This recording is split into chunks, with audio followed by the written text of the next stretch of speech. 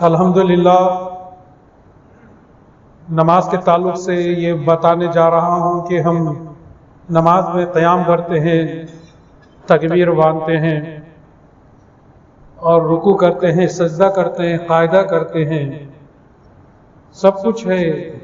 ہم اللہ کے حکم کی تعمیل میں ہم کر رہے ہیں، مگر اس کے ساتھ ساتھ یہ بھی جاننا ضروری ہے کہ جو ارکان ہم نماز میں کر رہے ہیں، آخر کون سے صحابی سے یہ بات حضور صلی اللہ علیہ وسلم نے یہ چیزیں کی ہے، اس کا بھی تو ثبوت ہونا چاہیے۔ آئیے سب سے پہلے نماز میں تکبیر کو لیتے ہیں، نماز شروع کرتے ہیں۔ انشاءاللہ آئندہ اگر کبھی موقع رہا تو وضو کے تعلق سے بھی بیان ہوگا۔ ابھی نماز کا سلسلہ لیا ہے تو نمازی کے تعلق سے گفتگو کرتے ہیں۔ تو سب سے پہلے تکبیر، ہم نماز کے لیے تکبیر اللہ اکبر کہہ کے ہاتھ اٹھا کر باندھتے ہیں۔ تکبیر کیسے باندھی جائے، اس کی مقدار ہاتھ اٹھانے کی کیا ہو، اور پھر کس طرح سے ہمیں باندھنا چاہیے، اس کا ثبوت کس نے دیا ہے کہ کیسے کرنا چاہیے۔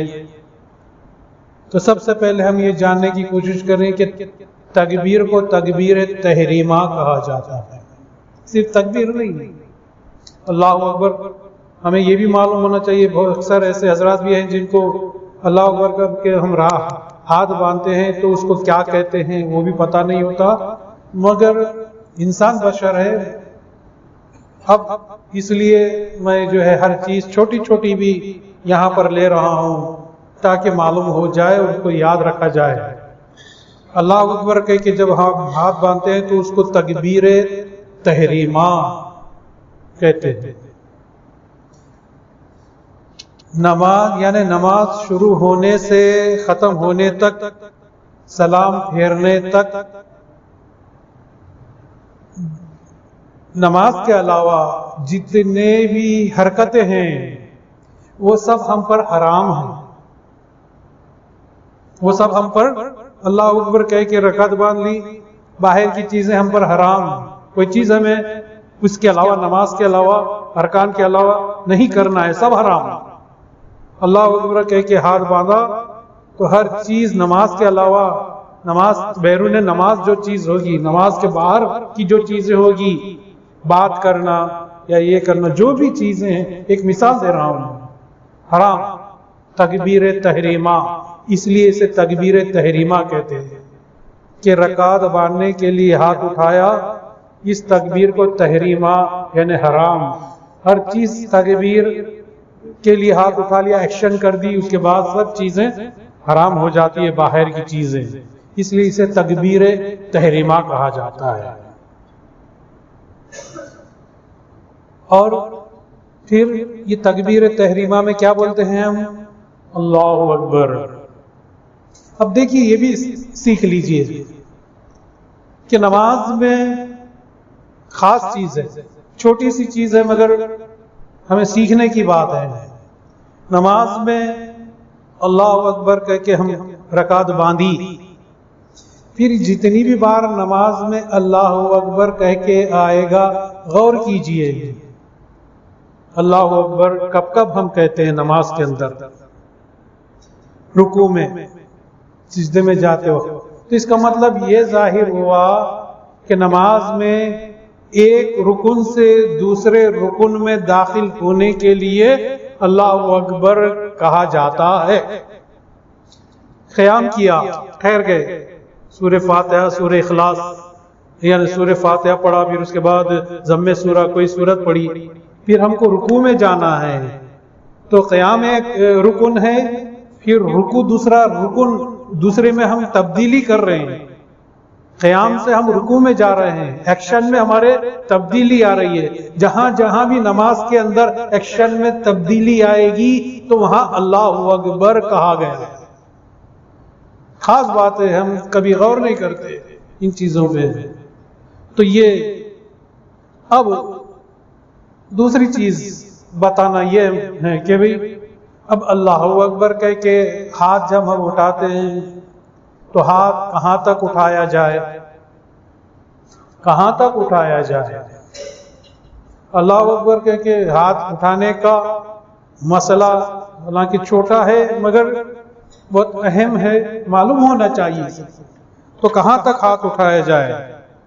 تو تکبیر جب اللہ اکبر کہتے ہوئے ہاتھوں کو کہاں تک اٹھانا چاہیے؟ کانوں تک۔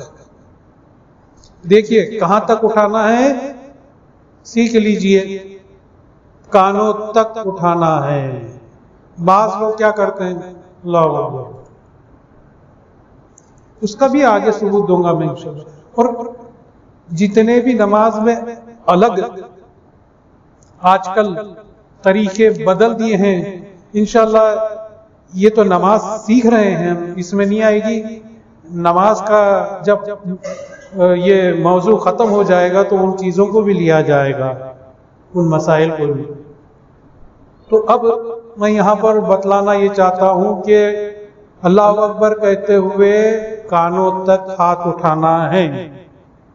یعنی کس طرح سے اٹھائے جائے ہاتھ؟ کہ ہاتھ کی ہتھیلی اور انگلیاں قبلے کی طرف، ہم یوں ٹھہریں گے نا، ہاتھ کی ہتھیلی اور یہ انگلیاں قبلے کی طرف ہونا چاہیے۔ مطلب یہ ایکشن اگر ہمارا ہوگا تو سمجھیے کہ ہمارے ہاتھ کی ہتھیلی اور انگلیاں قبلے کی طرف ہیں اور انگوٹھا کانوں کی طرف ہے، اللہ اکبر کہہ کے۔ ایسے نہیں ہے، آگے اس کا ثبوت میں دیتے جاؤں گا میں انشاءاللہ۔ تو کانوں کے مقابل میں ہو، بالکل۔ اب یہ روایت کہاں سے آئی ہے کہ کانوں تک ہاتھ اٹھے؟ یہ بھی حدیث سناتا ہوں۔ حضرت براء بن عازب رحمۃ اللہ علیہ فرماتے ہیں کہ نبی صلی اللہ علیہ وسلم کی یہ عادت مبارکہ تھی کہ آپ صلی اللہ علیہ وسلم جب نماز شروع کرنے کی تکبیر کہتے، یعنی اللہ اکبر کہتے، تو ہاتھوں کو اتنا اٹھاتے۔ الفاظ دیکھیے، روایت جس نے براء بن عازب رحمۃ اللہ علیہ جو بیان کر رہے ہیں، ہاتھوں کو اتنا اٹھاتے کہ ہاتھوں کے دونوں انگوٹھے کانوں کی لو کے برابر مل جاتے تھے۔ ثابت ہو گیا حدیث سے کہ کہاں تک ہاتھ اٹھانا ہے۔ یہ حدیث تحاوی رفع یدین فی افتتاحی صلاۃ میں آئی ہے، جو ابھی میں نے آپ کو سنائی، اس کا ثبوت بھی دے دیا۔ حضور صلی اللہ علیہ وسلم کے صحابی کا بھی ثبوت دیا، انہوں نے دیکھا حضور صلی اللہ علیہ وسلم کہاں تک ہاتھ اٹھاتے تھے، کانوں تک۔ اب چلیے ایک مسئلے کو لے ہی لیتے ہیں بیچ میں کہ کچھ لوگ بھائی حدیثوں میں آیا ہے کہ بھائی چلو دوسری حدیثیں بھی نکالیں گے، یہاں تک خالی کندھوں تک ہاتھ اٹھائے جائے۔ اور یہاں پر ایک وضو کے ایک مسئلے کو رکھنا چاہتا ہوں اس کے مقابل میں۔ وضو میں مسا شرط ہے کہ مسا بھی کیا جائے، مسا نہ کریں تو وضو نہیں ہوگا مکمل، برابر ہے۔ اب وضو میں مسے کے تعلق سے مسا جو سر کا کیا جاتا ہے وضو میں، تو امام شافعی رحمۃ اللہ علیہ کہتے ہیں کہ جس نے وضو میں اپنی انگلی پانی میں تر کر کے ایک دو بالوں کو چھو لیا تو اس کا مسا ہو گیا۔ امام شافعی رحمۃ اللہ علیہ کیا کہتے ہیں، یاد رکھیے کہ مسا سر کا کرنا ہے تو دو تین بالوں کو یا ایک بال کو چھو لیا تو اس کا مسا ہو گیا۔ اب آئیے امام ابو حنیفہ رحمۃ اللہ علیہ، جس کو سارے مسلمان حضرات مانتے ہیں، امام ابو حنیفہ بہت معتبر مانتے ہیں اور وہی انہی کے مسائل کو نماز میں لیا جاتا ہے، بہت معتبر شخصیت ہے امام ابو حنیفہ رحمۃ اللہ علیہ۔ وہ مسے کے تعلق سے کہتے ہیں کہ ایک وضو کرنے والا اگر سر کا مسا کرنا ہے اسے تو سر کا مسا اسی وقت مکمل ہوگا جبکہ وہ اپنی 3 انگلیوں کو بھگو کر پورے سر کا پیچھے تک مسا نہ کر لے، پورے بال تر ہونے چاہیے پیچھے تک۔ کس کا مسئلہ ہے یہ؟ امام ابو حنیفہ رحمۃ اللہ علیہ کا۔ اب امام ابو حنیفہ رحمۃ اللہ علیہ کے وہ ماننے والے دنیا میں کروڑوں مسلمان جتنے بھی ہیں، سنی مذہب کے جتنے بھی ہیں، امام ابو حنیفہ رحمۃ اللہ علیہ کو ماننے والے ہیں، وہ اگر صرف بالوں کو چھو لیتے ہیں، سر کا مسا کر لیتے ہیں، تو کیا ان کا وضو ہوگا؟ امام ابو حنیفہ رحمۃ اللہ علیہ کے ماننے والوں کا وضو ہوگا؟ صرف وہ امام شافعی رحمۃ اللہ علیہ کے کہنے کے مطابق نہیں ہوگا، ان کا وضو ہی نہیں ہوگا۔ تو الگ الگ سٹیجز الگ الگ اماموں نے بنائے ہیں، اور جس امام کے ماننے والے ہیں وہ انہی کو فالو کرتے ہیں۔ اب آئیے ایک مہدوی کو کیا کرنا ہے،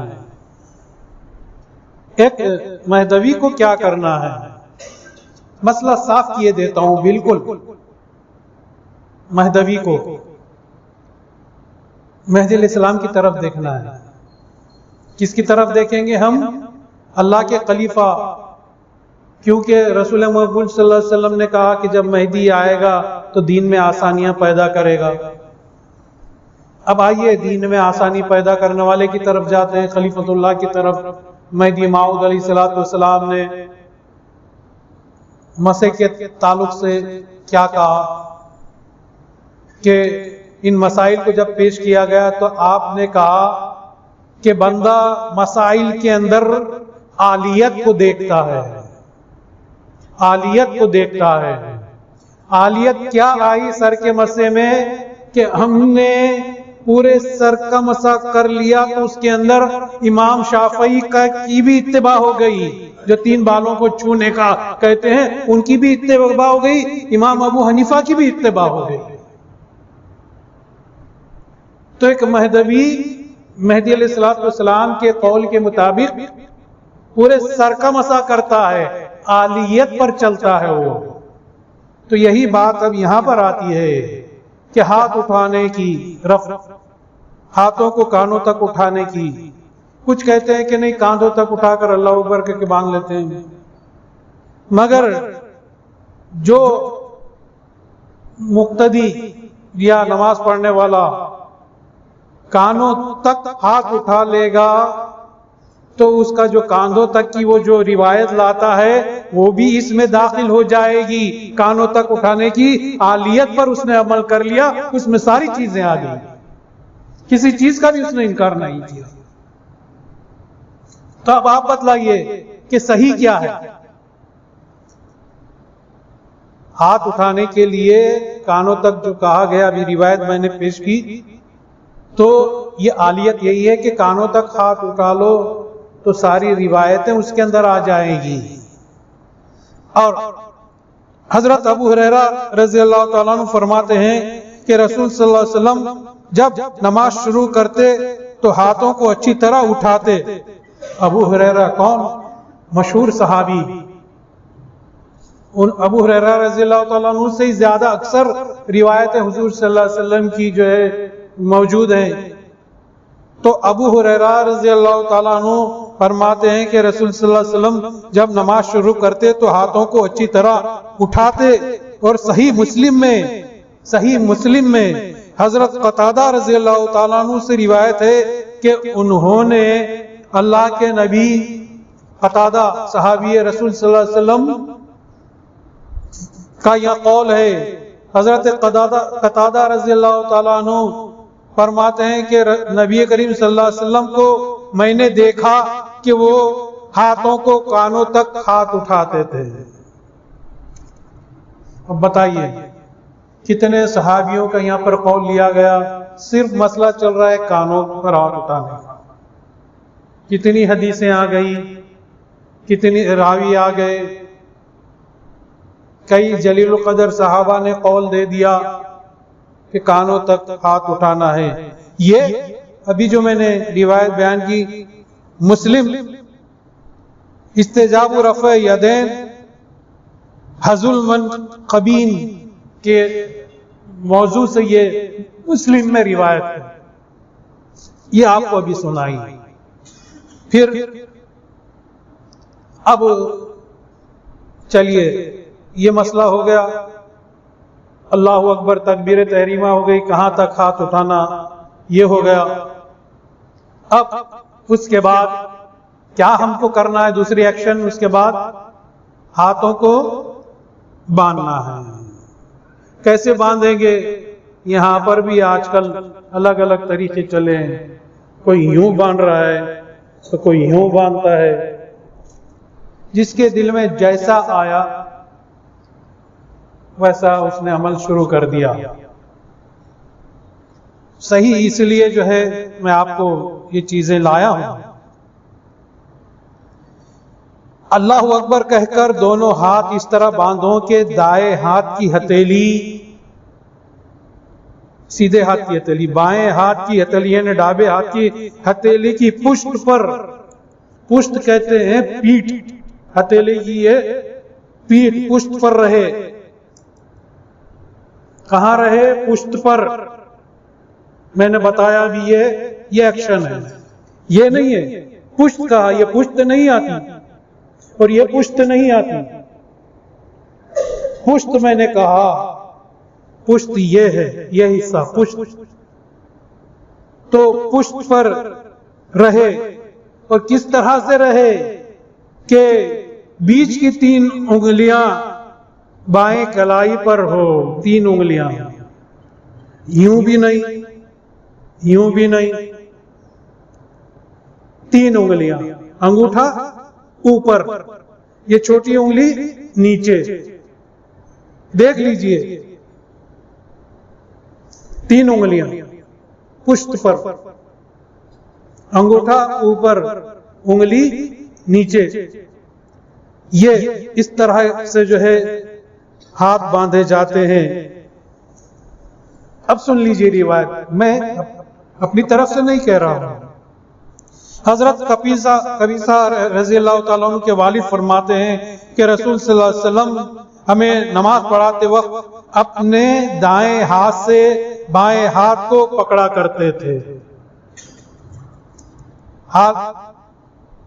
حالت قیام میں ہاتھ کہاں باندھنا؟ حضرت علی رضی اللہ تعالیٰ عنہ فرماتے ہیں، حضرت علی کی روایت ہے، حضرت علی رضی اللہ تعالیٰ عنہ فرماتے ہیں کہ حضور صلی اللہ علیہ وسلم کی سنت، آپ کے الفاظ کیا ہیں؟ نبی صلی اللہ علیہ وسلم کی سنت یہ ہے کہ نماز میں ایک ہاتھ کو دوسرے ہاتھ پر رکھ کر ناف کے نیچے باندھا جاتا تھا۔ حضرت علی نے کیا فرما دیا؟ یوں نہیں، یوں نہیں، یہ روایت ناف کے نیچے باندھا جائے۔ یہ روایت جو ہے مضمون وضع الکفی علی الکفی فی الصلاۃ تحت السرتی، یہ مضمون کے تحت کس میں آئی ہے؟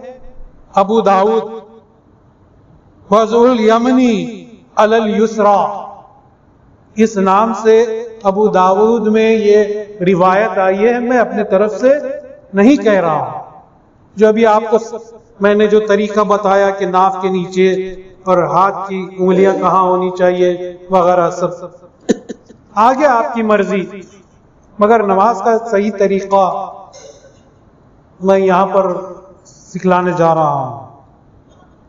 حضرت انس رضی اللہ تعالیٰ عنہ فرماتے ہیں کہ 3 چیزیں، بہت مشہور روایت ہے یہ بھی اور عام ہے۔ حضرت انس رضی اللہ تعالیٰ عنہ کی روایت ہے، انس رضی اللہ تعالیٰ عنہ سے روایت ہے، آپ فرماتے ہیں کہ 3 چیزیں نبی صلی اللہ علیہ وسلم کے اخلاق نبوت میں سے ہیں۔ نبی صلی اللہ علیہ وسلم کے نبوت کے اخلاق میں سے 3 چیزیں ہیں۔ بہت بڑی چیز ہے کہ نبوت جو پھیلی ہے، حضور صلی اللہ علیہ وسلم کی جو تعلیمات پھیلی ہیں آپ کے اخلاق سے پھیلی ہیں، اور حضرت انس جو ہے آپ کے اخلاق بتلا رہے ہیں۔ کیا اخلاق تھے آپ کے؟ 3 چیزیں پہلی یہ کہ وقت ہونے پر جلدی افطار کرنا، روزہ افطار جلدی کرنا۔ دوسرا، سحری آخری وقت کھانا۔ کچھ لوگ کیا کرتے ہیں، بہت جلدی کھا لیتے ہیں، چلو بھائی یا تو ادھر ادھر جلدی سے نماز پڑھ لی، جلدی پڑھ لو، جہاں جلدی ہوتی ہے وہاں جا کے پڑھ لو اور سو جاؤ۔ مہدویوں کے پاس کیا عمل ہوتا ہے، نماز پڑھنے کے بعد طلوع آفتاب تک ذکر اللہ میں بیٹھا جاتا ہے۔ خیر یہ الگ چیز ہے، یہ حدیث ہے، یہ میں انشاءاللہ اس کے بعد میں وضاحت کروں گا کہ مہدویوں کے پاس جو طریقہ ہے نماز کا اور وقت کا تعین وغیرہ، اس پہ انشاءاللہ پھر کبھی گفتگو ہوگی۔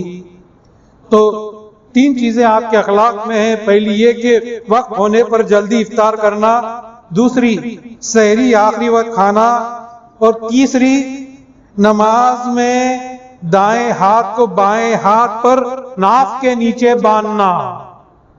اب دیکھیے یہ نماز سے کوئی یہ حدیث کا تعلق ہی نہیں ہے، مگر اخلاق نبوت بیان کیے جا رہے ہیں، اس میں بھی یہ چیز آئی ہے کہ ناف کے نیچے ہاتھ باندھنا۔ غور فرمائیے گا کتنی اہمیت ہے اس کی کہ ہاتھ کہاں باندھا جائے۔ اب ہاتھ تو باندھ لیا ہم نے،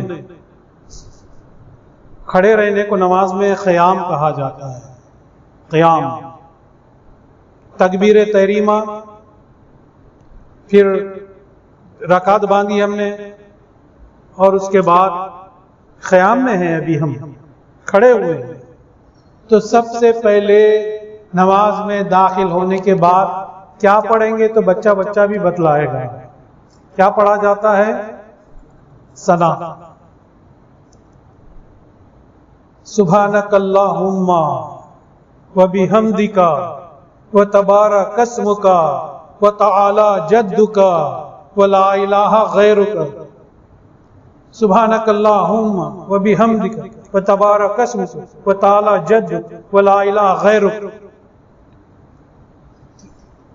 اکثر بیچارے بھولے بھالے نمازی ہوتی ہیں، ان کو یہ ثنا بھی یاد نہیں ہوتی، بس ان کی نیت اللہ مغفرت کرے ان کی، مگر بہتر ہے کہ سیکھ لیں، بہتر ہے کہ سیکھ لیں۔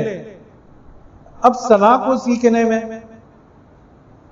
کتنی دیر لگتی ہے، کتنا ذہن جاتا ہے، چھوٹی سی ثنا ہے، اب وہ یاد نہیں ہوتی، چھوٹی سی بھی چیز بعض انسانوں کو یاد نہیں ہوتی۔ یاد کرنے کا صحیح طریقہ ہو تو یاد ہو جائے، یاد کرنے کا صحیح طریقہ ہو تو یاد ہو جائے گا، کوئی بڑی بات نہیں ہے۔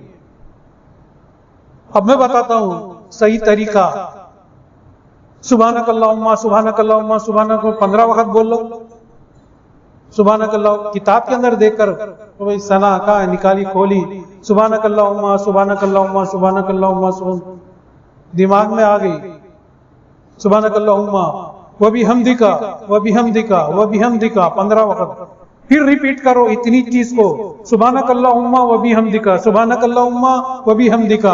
اگر میں بولوں گا تو بھی یاد ہو جائے گی جن کو یاد نہ ہو، سبحانک اللہم وبحمدک سبحانک اللہم وبحمدک سبحانک اللہم وبحمدک۔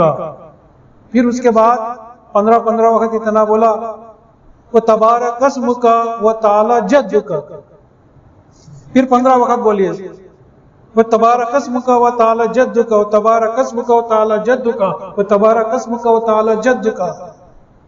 پھر شروع سے ریپیٹ کیجئے، اتنا 15 وقت بول لیا، ذہن میں آٹومیٹک آئے گی، آپ کو جلدی کرنے کی ضرورت نہیں کہ یاد ہوا کہ نہیں ہوا، آٹومیٹک انسان کی فطرت ہے۔ دیکھو کہ انسان کو جب بار بار کوئی چیز ریپیٹ کی جائے تو اس کو یاد ہو جاتی ہے، برابر ہے؟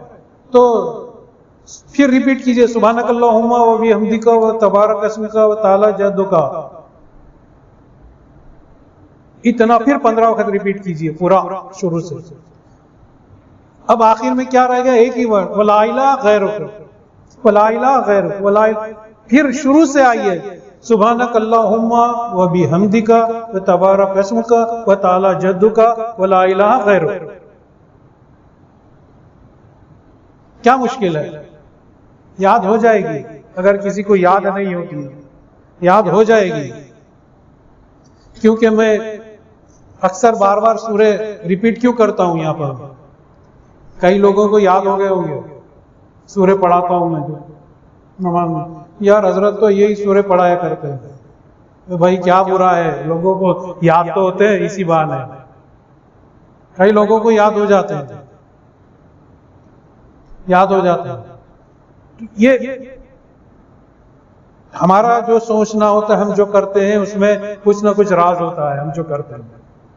اب آج ایک چیز بتا دی میں نے، اب ثنا پڑھی، اس کا مطلب کیا ہے؟ اے اللہ تو پاک ہے، بے عیب ہے، تیری تعریف کرتا ہوں، تیرے نام میں بڑی برکت ہے، تیری شان سب سے اونچی ہے اور تیرے سوا کوئی عبادت کے لائق نہیں۔ یہ ثنا کے معنی ابھی میں نے بیان کیے۔ پھر اب ثنا کے بعد ہم کیا پڑھتے ہیں؟ اعوذ باللہ من الشیطان الرجیم۔ ثنا کے بعد کیا پڑھا جائے گا؟ اعوذ باللہ من الشیطان الرجیم۔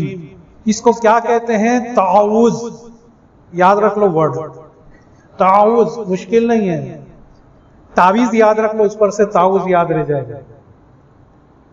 اعوذ تعوذ، اس پر سے اعوذ پر سے تعوذ، اعوذ باللہ من الشیطان الرجیم، تعوذ پڑھنا، اس کے بعد بسم اللہ الرحمن الرحیم، یہ تسمیہ ہوئی۔ اعوذ باللہ من الشیطان الرجیم تعوذ کہلائے گا، بسم اللہ الرحمن الرحیم تسمیہ۔ کسی کی بسم اللہ ہوتی ہے تو کہتے ہیں بعض میں تسمیہ خوانی ہے، تسمیہ یعنی بسم اللہ۔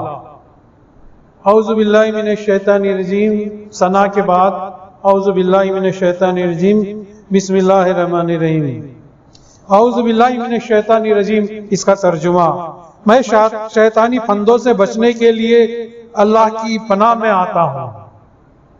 تو خود بخود جو ہے اللہ تعالیٰ شیطانی پھندوں سے چھڑا کر اپنی پناہ میں لے لیتا ہے۔ بہت بڑی دعا ہے، معمولی نہیں ہے یہ تعوذ۔ اور اس کے بعد بسم اللہ الرحمن الرحیم، شروع کرتا ہوں میں اللہ کے نام سے جو نہایت ہی رحم کرنے والا اور بڑا رحم کرنے والا ہے، بہت ہی رحم کرنے والا۔ اب یہاں پر دیکھیے کہ تعوذ اور تسمیہ کیوں پڑھی جاتی ہے الحمد سے پہلے؟ الحمد تو سمجھو کہ سورہ فاتحہ الحمد قرآن کے اندر ہے، اس لیے قرآن کا سورہ، قرآن کا رکوع کہا جائے گا۔ تو پھر اب یہ ثنا کے بعد تعوذ اور تسمیہ کیوں پڑھی جاتی ہے؟ اس کی بھی روایت ہے کہ اللہ کا فرمان سورہ نحل، اللہ نے خود فرما دیا کہ تعوذ اور تسمیہ کیوں پڑھتے ہیں؟ ہم پڑھ لیتے ہیں، مگر آج سن لیجئے کہ کیوں پڑھتے ہیں، ساری چیزوں کے ریزن، وجہ میں آج دیتے چلے جا رہا ہوں۔ کیوں پڑھتے ہیں تعوذ اور تسمیہ؟ تو اللہ کا فرمان سورہ نحل آیت نمبر 98 میں ہے، بسم اللہ الرحمن الرحیم، فَإِذَا قَرَأْتَ الْقُرْآنَ فَاسْتَعِذْ بِاللَّهِ مِنَ الشَّيْطَانِ الرَّجِيمِ۔ اللہ کا فرمان ہے، ترجمہ کیا ہے؟ اللہ کیا کہہ رہا ہے سورہ نحل میں کہ جب تم قرآن پڑھنے لگو تو شیطان مردود کے حملوں سے بچنے کے لیے اللہ کی پناہ حاصل کر لیا کرو۔ قرآن کے حکم کے تحت ہم تعوذ اور تسمیہ پڑھ رہے ہیں، یہ ثبوت یہاں پر مل گیا۔ اب حدیث، حضرت حسن فرماتے ہیں، حضرت حسن رضی اللہ تعالیٰ عنہ فرماتے ہیں کہ رسول صلی اللہ علیہ وسلم پناہ حاصل کرنے کے لیے شیطان سے اعوذ باللہ من الشیطان الرجیم پڑھا کرتے تھے. یہ روایت تلخیص الجرم میں 230 صفحے پر ہے. اب حدیث بھی بتا دی. اور دیکھیے کہ خلفائے راشدین اور دوسرے صحابہ و تابعین کا عمل امام ترمذی فرماتے ہیں. اب خلفائے راشدین کا عمل کیا تھا, صحابہ کا اور تبع تابعین کا عمل کیا تھا. تو امام ترمذی فرماتے ہیں کہ نبی صلی اللہ علیہ وسلم کے تمام صحابہ کا عمل بھی یہی تھا, جن میں حضرت ابو بکر صدیق و حضرت عمر, حضرت عثمان اور حضرت علی رضی اللہ تعالیٰ عنہ اور دوسرے صحابہ اور ان کے بعد تابعین کا بھی یہی عمل تھا جو کچھ بھی ابھی میں نے سب بیان کیا. سفیان ثوری, ابن مبارک, امام احمد, اسحاق رحمۃ اللہ علیہ, یہ سب کے سب تسمیہ اعوذ باللہ من الشیطان الرجیم, یہ سب کے سب تسمیہ بسم اللہ الرحمن الرحیم آہستہ پڑھنے کو کہتے ہیں. جتنے بھی ابھی میں نے نام لیے, بعض لوگوں کو عادت ہے, میں بتا دوں. نماز میں کھڑے ہوتے ہیں, دوسرا آدمی صف میں تیسرا چوتھا پانچواں بھی سن لے, بسم اللہ الحمدللہ رب العالمین. نہیں, آہستہ سے ہم خود سن سکیں, دوسرے کو ڈسٹرب نہ ہو سکتا ہے بے خیالی میں ان کو پتہ نہ ہو یہ عمل کرتے ہوں, مگر خیال رکھیے ان چیزوں کا. اتنی زور سے پڑھتے ہیں کہ یہاں سے وہاں تک آواز جاتی ہے, ایسا نہیں ہونا چاہیے. خاموشی میں کہ بازو والا بھی پڑھ رہا ہے جو تم پڑھ رہے ہو, تکرار ہو جائے گی, وہ بھول جائے گا کہ میں کیا پڑھ رہا ہوں. اگر تمہاری آواز اس کے کانوں تک پہنچ جائے, وہ بھول جائے گا, ڈسٹرب ہو جائے گا, اس کی نماز خلل ہو جائے گا. اب تسمیہ کے بعد سورہ فاتحہ. سورہ فاتحہ چاروں رکعت میں پڑھی جائے.